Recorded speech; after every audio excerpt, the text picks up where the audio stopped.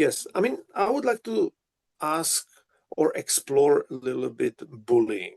Like when I coach a group of teenagers, and sometimes they just they just they just feel that something is bothering one of the players, and they like they go into it somehow, like they try to get under his skin with talking, maybe with tennis also sometimes, like he screams that he hates drop shots, or they play drop shots, which is also kind of bullying, but it's like in tennis, so it's normal.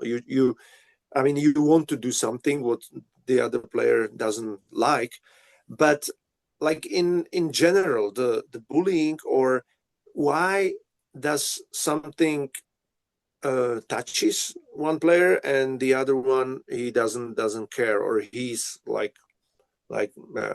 bothered. Yeah. I think, well, first of all, I would say to your example of that if someone says like I hate drop shots or and then they do drop shots, there's a difference between I'm doing the drop shots to win because I know the other person doesn't like it. And but that's not really bullying. That's just me using like what you're saying. But there's a difference that I'm doing drop shots to drive him crazy. Right. Like mentally, like I'm doing drop shots because I know like he's gonna start crying. Or maybe he's not gonna start. That's like the extreme example, but like he's gonna Yeah. emotionally be suffering, and that's bullying, right? Yeah. Like, so it's the different intention behind why I'm doing the drop shots, right? So even in the context of tennis, you can still call that like I'm picking on you emotionally, not just picking on you tennis wise. That's a different thing, right? Um, so the first thing I would say is that we can look into like explore like why does this happen in general, and especially, and I think this is more common among boys when it comes to the making fun of, like kind of when it comes to more like girls are a little bit different. I mean, but it happens in both, but when it comes to kind of outcome or performance, or especially when it's like making excuses, I think boys are more sensitive to like when someone they think that someone's making excuses or someone showing weakness, let's say. That's a better way to put it, actually. When someone shows weakness or vulnerability, then the boys are more mean and like they're picking on that weakness or Yeah. vulnerability. Um, with girls, I think it's more, you see bullying more in terms of like gossiping or jealousy or putting someone down like status wise, or how they look or what they're wearing or that kind of stuff. It's a bit different. But now when we talk about boys, um, I think it's kind of part of that is actually natural. Where like the boys they don't even know why they're doing it consciously, and it's kind of in us because it's the idea is I think that the idea of the group is only as strong as the weakest link, and unconsciously what is happening in the group is that the boys are actually trying to make that person stronger. So the idea is like we're gonna pick on you so you actually can get over it. Because the more you can, like if we use the tennis as an example, right? Like even though it's happened, like we're going to be giving it a drop shots because you don't like it, but actually that's great for the person, right? Because if they keep doing that, they're actually going to learn what to do with the drop shots because they're going to get it over and over and over again, and until they actually know what to do with them, and then they're fine. The So I think that the kind of unconscious kind of mechanism in a group of guys, it's because I think thousands of years we were hunters, and if you're a hunt, if you're a group of guys, we're going hunting together. I need to know I can rely on you. So if you're showing weakness, I need to get you strong because I need to know you have my back if something happens. And that's the idea of like the group is only as strong as the weakest link. Because if you're showing vulnerability and weakness, I need to get you strong because otherwise I'm in danger. So I think that's the mechanism that's so deep in there that the boys don't even know why they're. It's not like they're consciously are thinking like, yes, I'm gonna make fun of him so he feels bad. That's not that's not why that happens, right? Um, but now, okay, what to do with it? Like if you, how can you help, or what to do with the boy that's getting bullied, right? So one thing is that you got to be able to stand your ground. Like you got to be able to show some teeth, show some anger. Because usually the people who get bullied are like people who don't express anger and who don't have good boundaries. Because that's why they're getting bullied. Because being bullied basically is that people are crossing your boundaries over and over and over again, right? Um, that's why they say, like if the more you show strength, like bullies respond well to strength. Like that's why the more you show strength, resilience, the more they're gonna leave you alone. And exactly for this reason that I said is that I think it comes from this point of view of like, okay, I see, I'm just testing if you're resilient, if you're strong. If you are, cool, I know I can rely on you, so I'm gonna leave you alone. If I'm seeing weakness, I'm just gonna be picking on you to get you stronger. I'm gonna be challenging that weakness. Of course, the problem is that if it's an adult who has awareness and compassion, you can challenge that weakness in a compassionate way and in a kind of step-by-step way. And you're sensitive to, like, again, using the tennis example, like the drop shots, then you can take him as a coach and do an individual session when there is like a safe space, and you do it, first he starts at the service line and you give him like an easy drop shot and he comes and he, you know, and you build that, you expose him to that gradually and when it's comfortable, and you build that resilience and that skill slowly with compassion.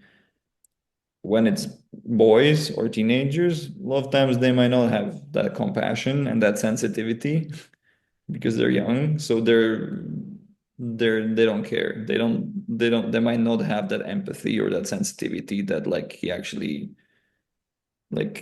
actually taking it like it's too much for him. So they're just going overboard. They're going too much. So the main and the other thing is they're going also overboard or maybe too much. And first of all, they might not have that sensitivity, but also because they don't have the sensitivity, it's also important to show it, because if he's not showing that it's a problem, then they don't know it's a problem, or to what extent it's a problem. Because there's a line between playfulness, like we're just teasing each other and it's playful, and to where I hurt you, right? And that's the same thing you see. That's why, you see little lions, they play fight, and that's why also, for many thousands of years we lived in tribes, and kids actually had, first of all, families had multiple children, so the siblings fought with each other as kids. And also we lived in tribes, so they had, cousins and other kids and neighbors or whatever, and they would fight amongst each other. And they learned actually empathy, and they learned that sensitivity of how, like, what is play and what is hurt, like where's that line. And because nowadays a lot of kids like don't have siblings, Mm. and also the fathers, and usually it's the father's role, like to show the child like we're playing and play fighting. And when the child goes too much, when they could like hurt, then the father, because you're stronger, you stop the child and you say like, okay, that's enough. so they can learn where that line is between playing and hurting, right? The so in this case, the problem is that if he's not showing that it's hurting him, then he's not expressing that they don't know how much it's hurting him because he's not actually expressing. He's if he's expressing, he's not actually being vulnerable. And that's why they're actually picking on him because they want him to be authentic. Like it's kind of like show yourself, you know? Like I'm gonna be picking on you because I can feel there's something there underneath the surface. And it's going back to the hunting analogy. Like if we're hunting together and we're a team, I need to know who you are because I need to trust you. If I don't know who you are, then I cannot trust you. So if I see that if I feel like there's a mask, you have a mask, there's something underneath that you're not showing, I'm gonna be picking on that mask because I want to be able to trust you. I want to know who you are. So usually, again, is if there's suppressed anger that somebody like they're just playing, and also so two things: low resilience, which means that low resilience means that the other boys might they're still in the playing stage and he's already in the hurting stage. So his line where he starts hurting is much closer or much shorter from where they're still playing and he's already hurting. So there's low resilience, meaning there wasn't enough, let's say, play fighting where or there was too much kind of him being careful and you have to be safe and all that. So he didn't get beat up, let's say, enough where and also not just beat up, but also like accepting that that's normal, accepting pain as like that's fine. And that usually happens when the parents are too anxious, right? When the parents are overprotective, then they don't let the kid get fall down enough where the kid learns like, yeah, I fell down, but that's part of the playing. Like I'm climbing a tree, like I fall, like or I'm riding a bike, I fall, I hurt myself. That's the pain is part of the playing. So that's still in the playing domain. If the parent is too safe and they're like, okay, like, oh my God, like you hurt yourself, it's terrible. They learn very quickly that the play domain narrows, becomes too small. And the hurt, the boundary becomes too narrow between playing and getting hurting. Right. So then what happens is the other boys just want to play, they're just teasing. Maybe they're just like, oh, we're just teasing, we're just playing around.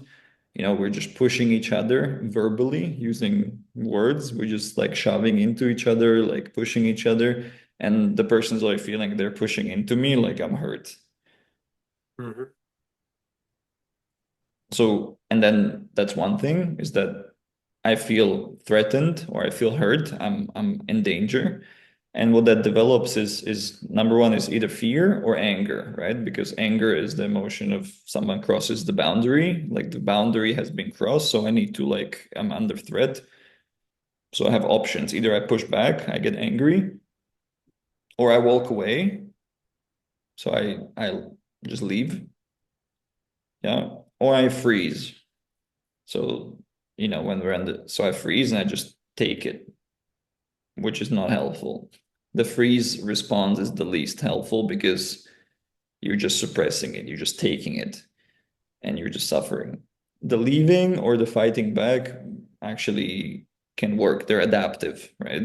Because if you fight back, there's a chance. I mean, you might get hurt more, sure. So there's this fear of conflict because what if I get hurt more? But there's a chance you might actually stop the threat from happening. Or you walk away, which is there. The danger is that I will lose the connection. If I walk away, I will lose out on something.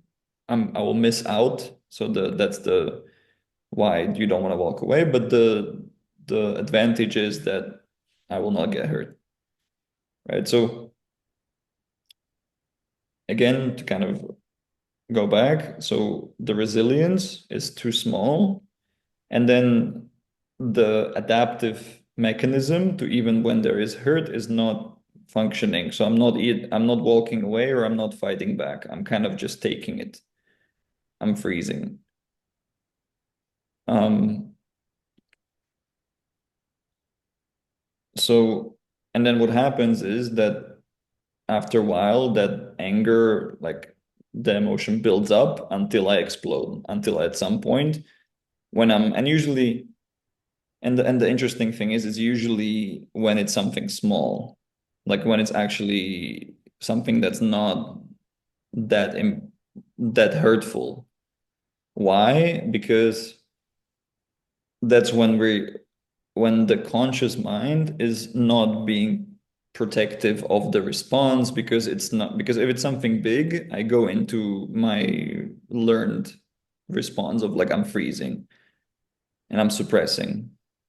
But it's so built up that something small then happens that my conscious, like I don't have, my conscious mind doesn't register it as like, okay, now it's time to like suppress and just not respond. And then you respond unconsciously and all the stuff that's in comes out. And the problem is that what happens then, it's a loop, because what happens is that, like let's say you and I, like you're being mean to me, or I think you're being mean to me, right? You think we're playing. You think you're just teasing me. But my resilience is too small, so I think like you're hurting me. But I don't say anything, so it builds up. And then over time, what happens is that the moment you will least expect it, I will get pissed off at you. But what Right. happens in you? Like in you, what happens is that you go into like what the fuck are you doing? Like you're overreacting.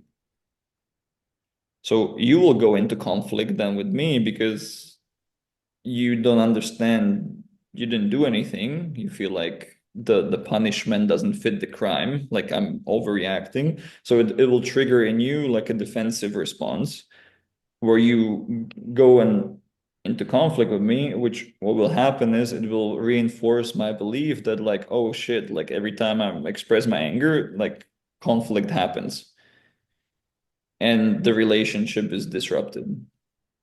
So guess what? Next time I'm going to suppress even more and not want to go into conflict until again I snap, etc. And then we're in a vicious cycle on a downward spiral because I am more and more afraid to tell you that something's bothering me, and you are less and less trusting of me because you are thinking like I never know when he's gonna explode. So you feel less safe around me and you trust me less. And I feel more and more disconnected from myself and less authentic myself. Like I can't be myself around you.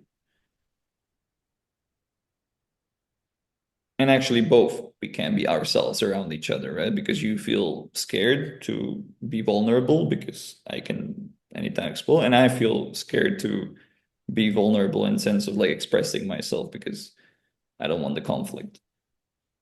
So that becomes a downward spiral. And how to break that? Like I said, first of all, is building resilience. So when you're teasing, I understand that you're just teasing and we're playing, and it's not, I don't get hurt. But if I do start getting hurt, I actually express it. So um, I don't know. Tell me, did it answer, or do you have any? Yeah, I mean, it's great, and yeah, it's. I'm always interested in in the mechanics of it and how it really works. So then you can build the solution for yourself, and that's great. So that's a little bit what Teal Swan is always doing, like the mechanics, and then you can what's going on. Mhm. But still I didn't get the answer, or I feel like how to guide the player Yeah. who is getting bullied somehow, and from the position of the parent, maybe from the position of the coach, maybe, and what to do, how to what to tell them Mhm. to build, like the more resilience, I guess. I don't know. Yeah. Yeah. So from a position of, doesn't matter if it's a, I think it's either a coach or a parent. It's similar. It's a bit different, but similar. Like let's say first from a position of a coach.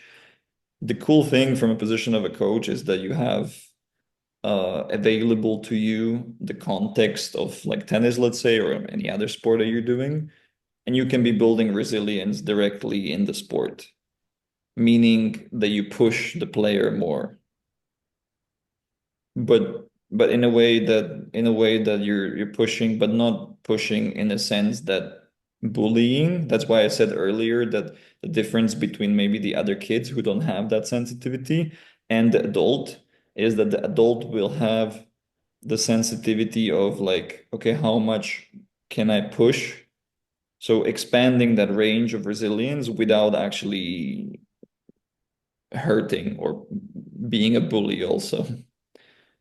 But still pushing, because the way to expand resilience is that, and that you push the player like, hey, I you can do it.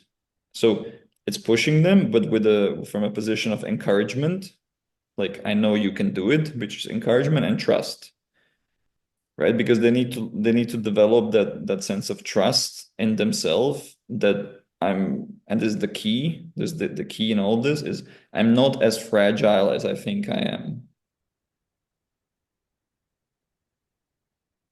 I'm not fragile because they were taught by their parents that they're fragile by over being overprotected. So your job is to show them, I know you're not fragile. And the way you do it is you push them, right? So you push them enough where they can see like, oh, like he's pushing me, so clearly he doesn't think of me as fragile, so maybe I'm not as fragile as I thought I was. But And again, like, for example, okay, we are doing some drills, and I go like, okay, come on, one more, you can do it, like pushing like this, or how do you mean it? yeah, so it can be a yeah, it can be a yeah, like they're getting exhausted or tired, and you're like, yeah, you can, let's go one more. And what you said when you said like yeah, you can do it, like the way you said it, it's very, there's a lot of nuance, right? Like so the nuance, the energy you want to come from is not like you can do it as in like from a again y- like you're weak, but maybe you can do it. Yeah. But you want to come from like, come on, one more. Like it has to come from this kind of disassociate, like a little bit disconnect, like I don't like I care about you, but I don't care for you. So I know you can do it, but you don't say that. You just show it by like, let's go one more.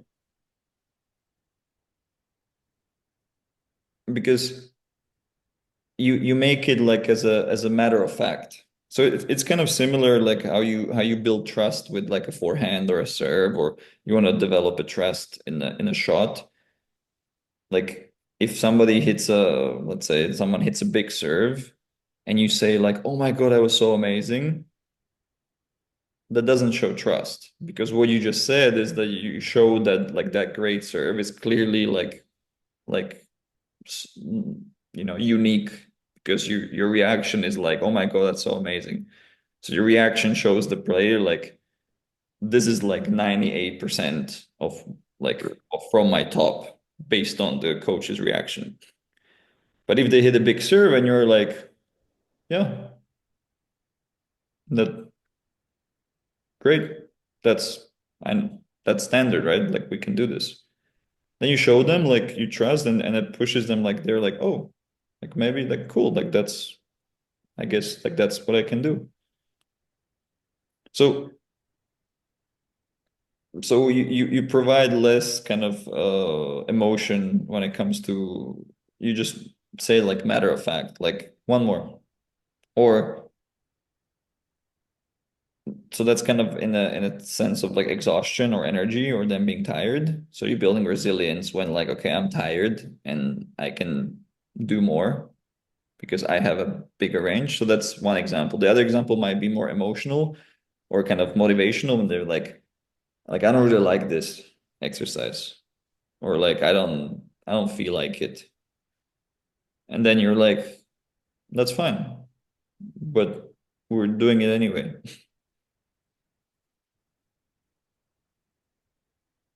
So again, you're kind of teaching them that you might not like it or it doesn't feel as pleasant, but you just do it.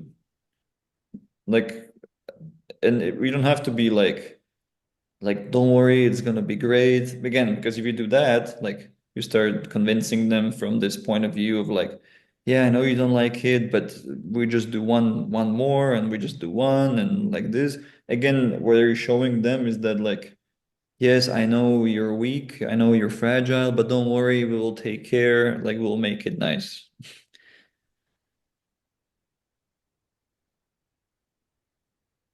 So, right? So this idea, you can be enabling, you can be a crutch, like a stick that they can lean on all the time. That's not the job, because at the end of the day, ultimately, in, in the match on the court, they won't have you there as a coach. And the same for a parent, like ultimately when they are adult, they won't have you there anymore.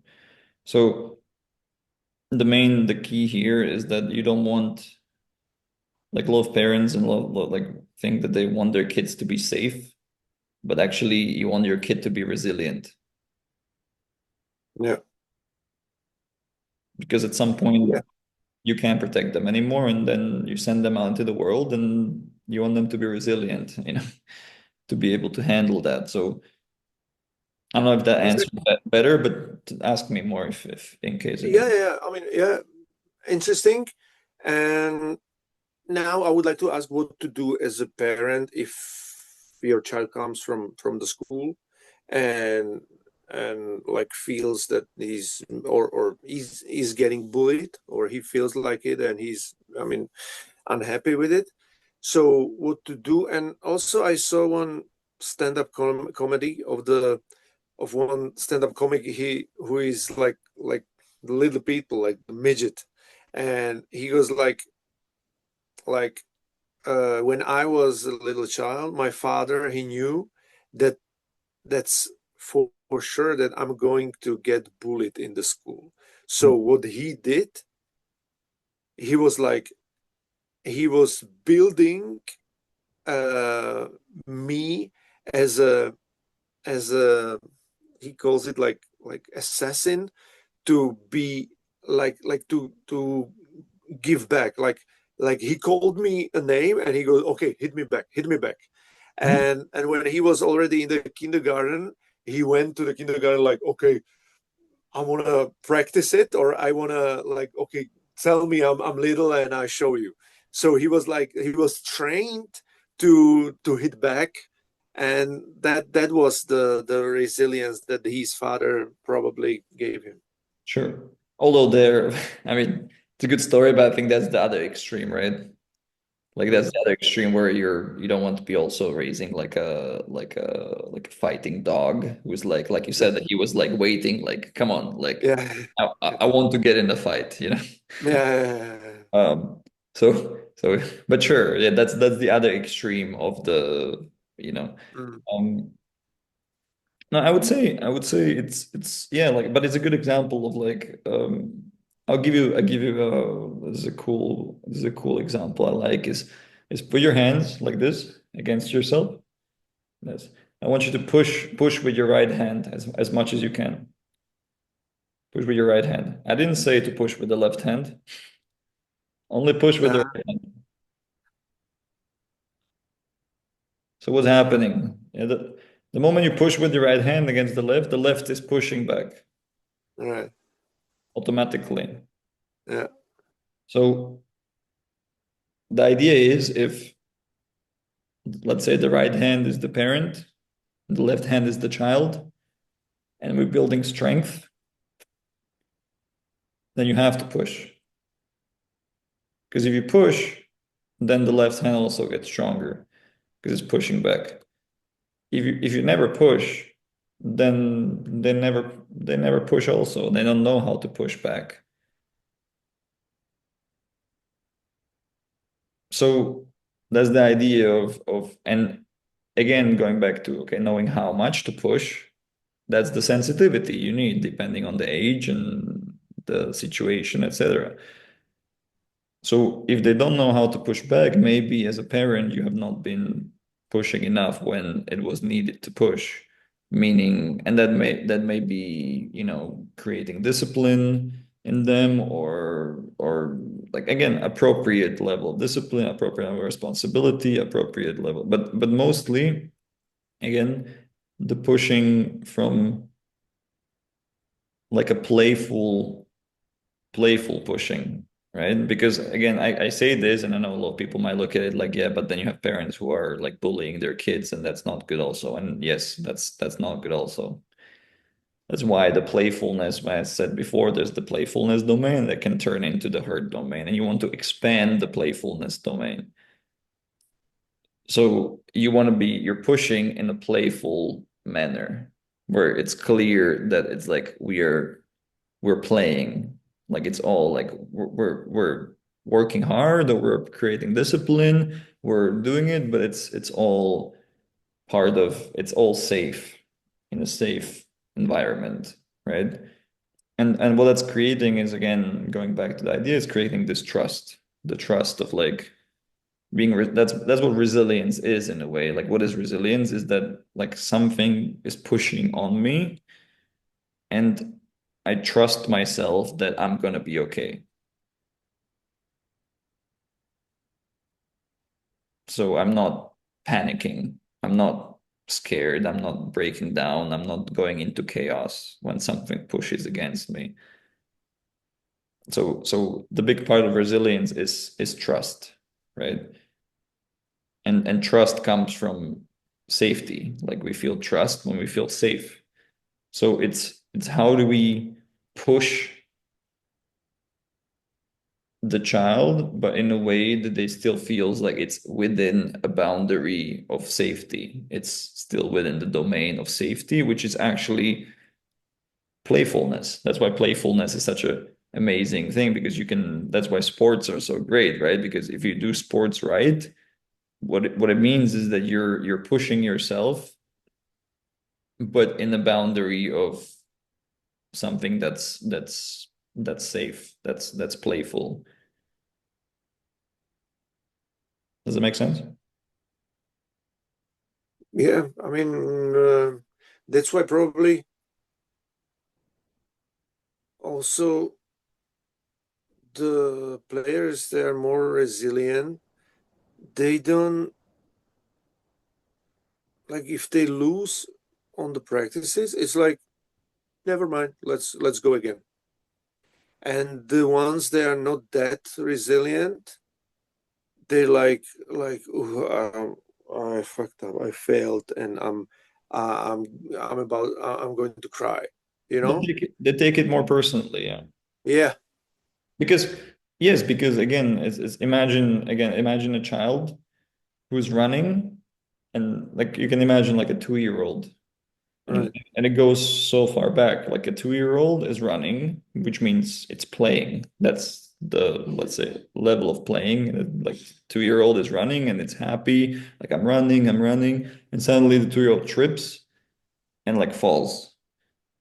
And then it feels pain, right? Which is normal. Like it falls, it hits, like it feels pain. And then it looks at the parent of like in shock, like what happened?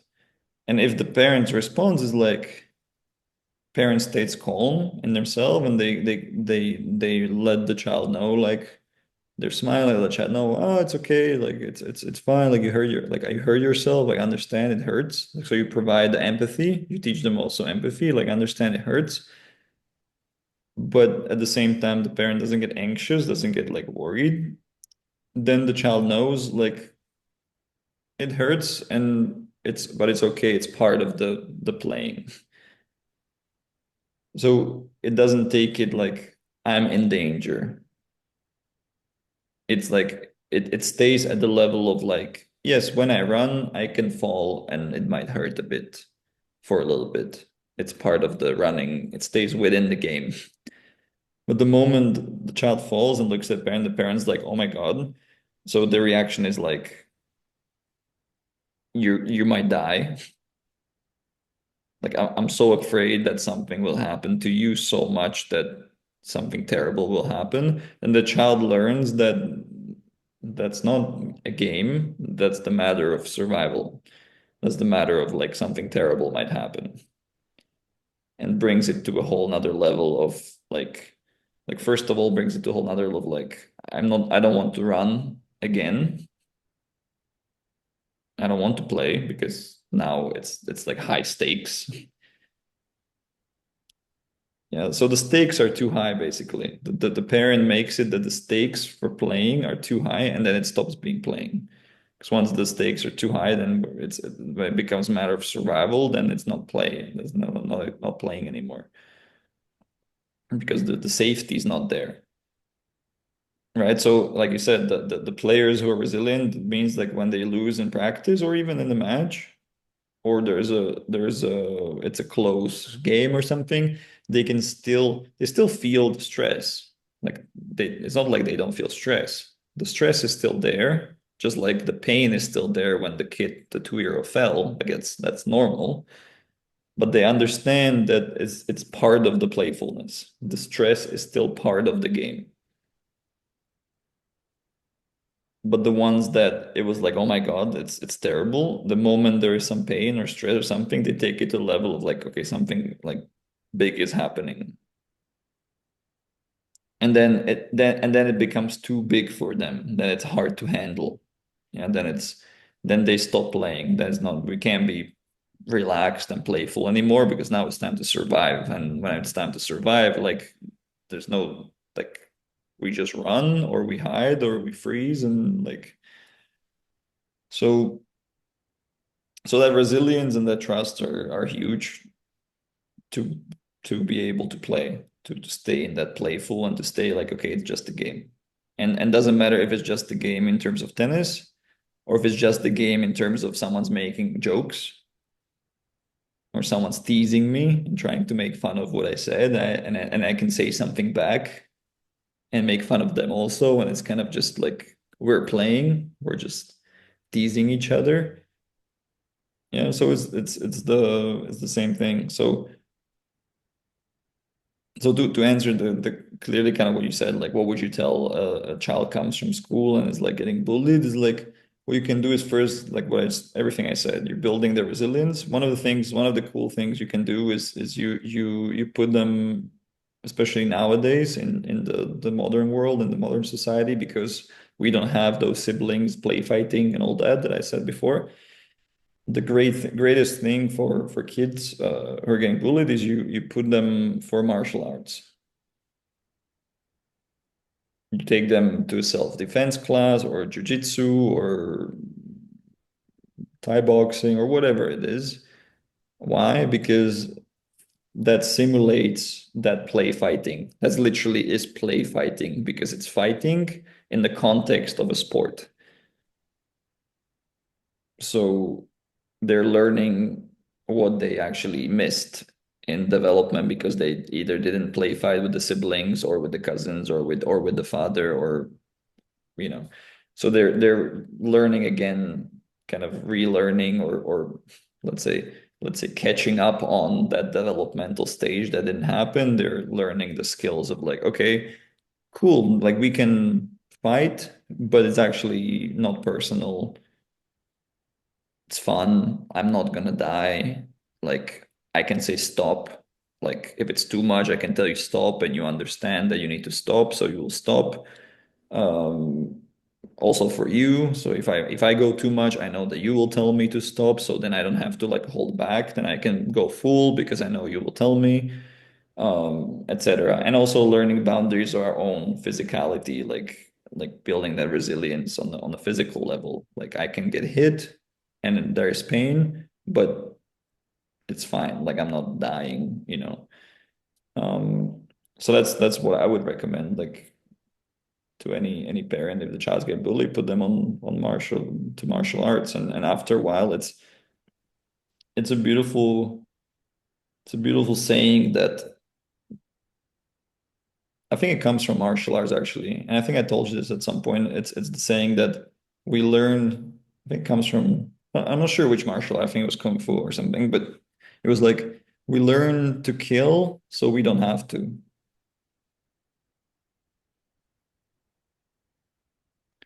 Because the person who knows actually how to kill or how to cause damage never gets in a fight. Like that's the person who nobody's picking on, nobody is bullying, is because for the exact same, like I said, because their range of playfulness is so wide that even if somebody does, immediately they're just tell them something back, or they're calmly just walk away, or they stop them calmly, but they're still within that range of like, I'm fine. So they Now, don't. okay, so if you would say the opposite of the one child who's everybody picking on and who is very fragile is the martial artist master. Yeah, yeah. I mean, I don't know if that's like a exact opposite, or Right. if I would make that into like a range, but yes, and if you look at martial arts, the nice thing about martial arts, like traditionally, that there is boundaries everywhere.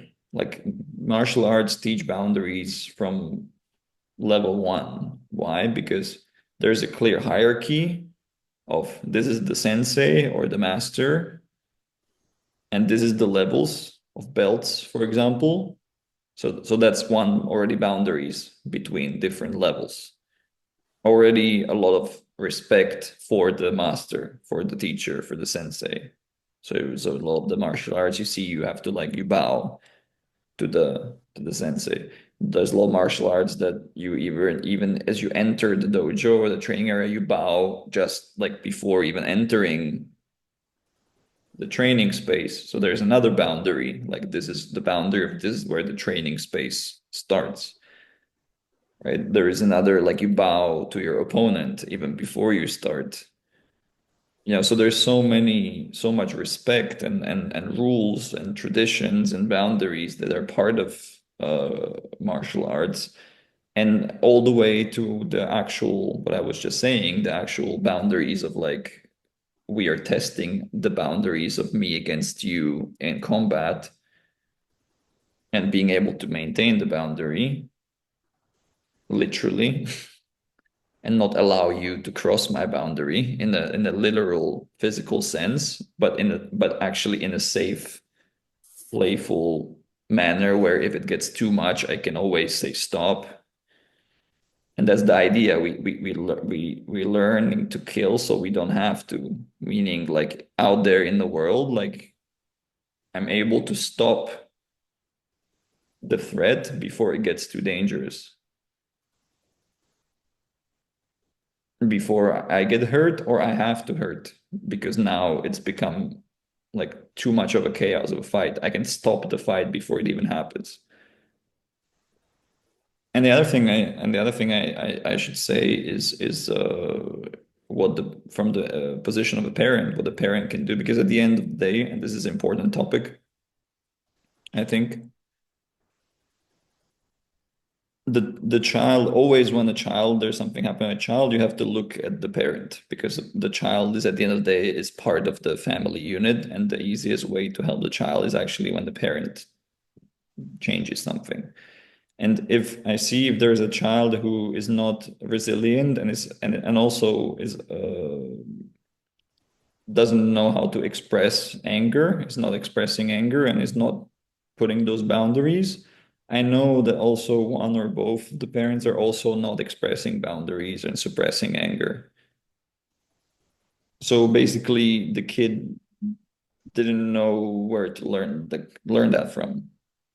So the best thing a parent can do is actually start putting boundaries to the kid. Like, you can't do that. Like, this is not how we do this. This is not how you speak to me. Like, or even as simple as like, I don't have time now. I don't want to do this. Because the problem is if you're always there for the kid, like, of course I have time. Of course I want to do this, whatever you want. Um, Especially when you don't want, because that's not true. You don't always have time. You don't always have the energy or the motivation or whatever. That means you are, and a lot of parents think like, oh, I'm such a great parent because I'm sacrificing myself for the child. Like I'm doing such a good job, but you're actually not because you're not teaching the kid respect because you're not respecting yourself.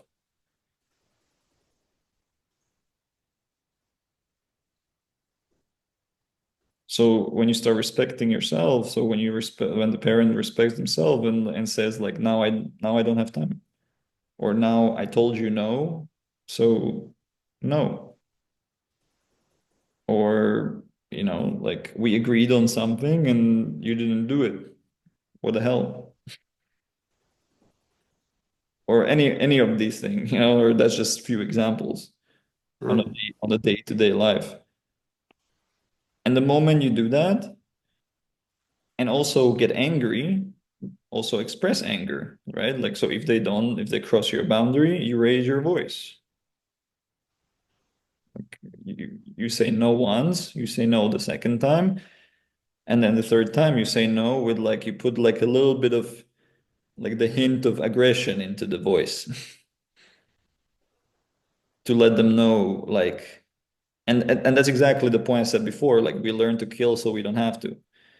So you put a little aggression into the voice so they can feel like a little bit of like, okay, like if I don't stop now, there's gonna be consequences. And then they stop.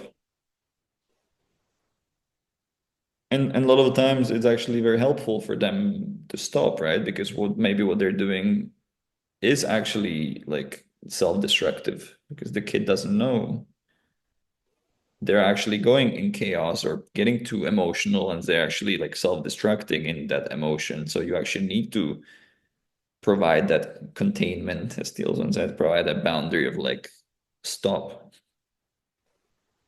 And maybe, if it's a small kid, maybe you hold them by the shoulders and like you just say like you look at them and you just say like no, like stop.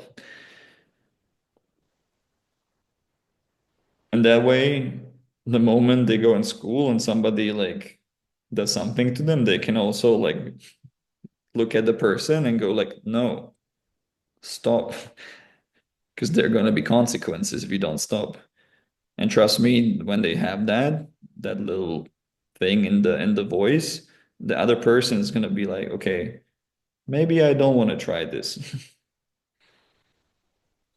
But if no, if the parent, especially usually it's the role of the father in the family, right, to teach this. If it didn't happen, then they don't know how to do it because they never saw dad like give boundaries. They never saw dad like get angry when boundaries got crossed, or they disrespected the dad and he didn't say anything, or he just took it. So what I learned is that when someone disrespects me, what do? Then I just take it.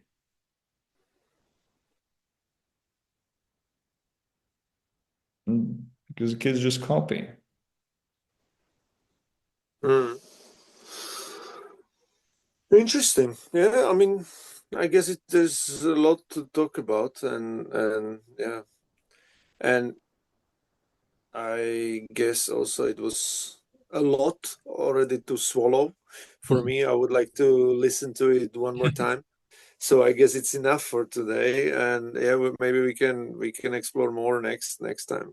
Sure, That would be sure. great. I think it's a good topic, and I would like maybe to summarize the main things, like the two things. If you have a kid who's not resilient and getting getting bullied or getting too other kids making some jokes or teasing or fun, and they're getting it too personally and they're getting too emotional.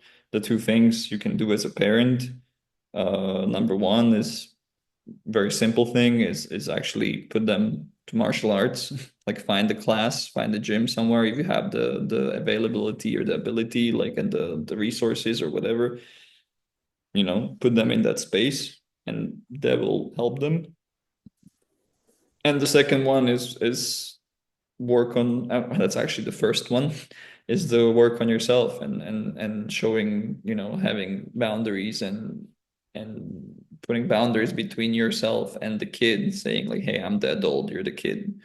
There's a hierarchy. I don't want to do something, I like I don't do it also. Like if I told you no and you disrespected me, like I put that little aggression in the voice and say like, hey, like no, stop. You start working on these things and also expressing like, hey, I now I'm pissed off. Now I'm angry. You start using these words of like, that makes me angry what you did, or that now I'm like, what is that? Or so I think those two, just to sum it up, those two things, I think are useful. Good, perfect. Thanks a lot. Cool. Thanks. Great.